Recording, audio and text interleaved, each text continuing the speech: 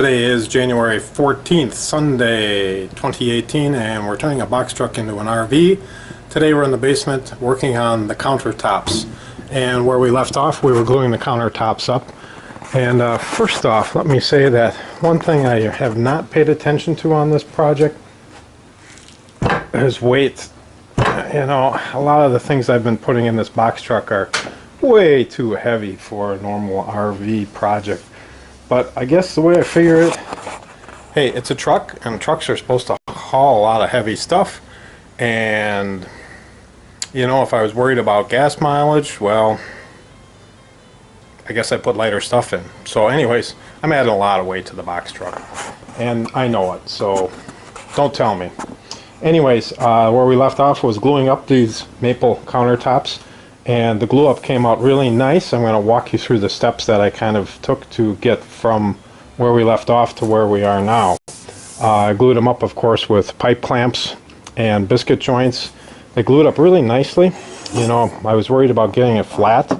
And you can see I've got about, maybe 1/8 of an inch under there. A little shy of 1/8 of an inch. And that is true all through here. And I'm not going to worry about that. That is going to be just fine. It's flat enough for me. So the next thing I did was, you can see there's a lot of little holes in here. Some really tiny little holes, little worm holes. And when you finish this and varnish it, all those worm holes just telescope out. And, you know, the varnish just sucks into those little holes. And you see a little hole. And not only that, it's a kitchen countertop. I don't want holes in my kitchen countertop.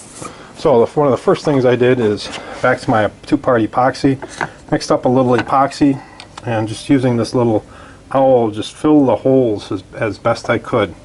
I mixed up 2 batches, 2 separate times, because some of them sink in, so I came back a second time.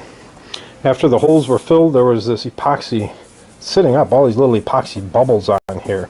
At first I tried to scrape them off with a razor blade. That really did not do well.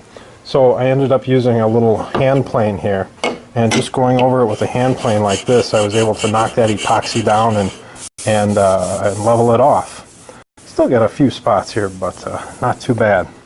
Next up was the glue lines. The glue lines still showed a lot of glue, so I used a little larger block plane, went over those glue lines and cleaned them up, and with the smaller plane as well, and cleaned them up as best I could.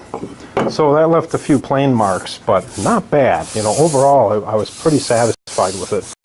I was even thinking of just hand sanding it and going with that, because I didn't want to use my random orbital sander, because the random orbital always leaves those little swirl marks. But I started out with a 180 grit paper on here, which is pretty fine paper. I don't know if you can see it or not, but it's 180 grit paper. And I went over the whole thing with 180 grit paper, paying special attention to those glue lines and the little marks that I had left. See, there's a few here yet from my planer. When you plane, sometimes the planer drags. So I'll come back again with that random orbital and hit it again, but I wanted to get pretty close to finish. Okay, then it was on to radiusing these corners. There's a 10-inch radius, and I've made a compass years and years ago, and I can't tell you how many times I've used this thing. As you can see, it's really simple construction, just a pencil on one end and a ground down nail on the other end. And I made a little mark 10 inches in from each corner, placed the compass on the mark, came back and traced it out, did that to all 4 corners. And then I came with my jigsaw here with a pretty coarse blade, pretty rough blade in it, and cut pretty well outside the line, about a 1/16 of an inch to 1/8 of an inch in spots outside the line. What you really don't want to do is get inside that line, because then you're screwed. So stay outside the line and you'll be okay. So I rough cut it with this. Next up was, I've got this good old 4-inch belt sander that, I don't know, I want to say it was my grandpa's, but it could have been my grandfather's. But I know it was my father's. It's a hand-me-down tool. And this too, I can't tell you how many times I've used this beast. It's just a monster. So what I do is, it weighs a ton, is I can't show you, hold the camera and show you. but I hold it sideways like this with two hands, and will just work it back and forth and work myself down to the line. And I hold it as flat as I can. It's not easy to hold, but you know, it comes out okay.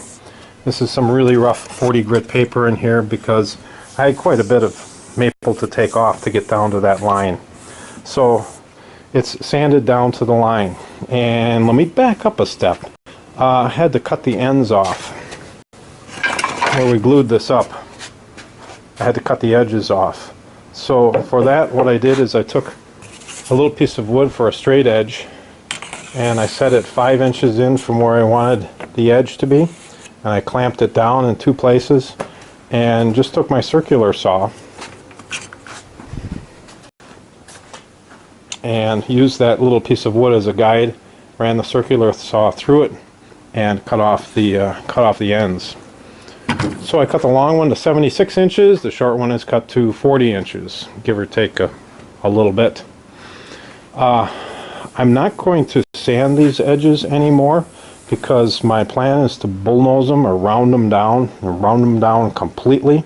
So that's the next step. Once I get them rounded down, then I'll be able to hand sand that bullnose, and you know, I don't have to worry about all this burning and all this other rough stuff here because that's going to be gone.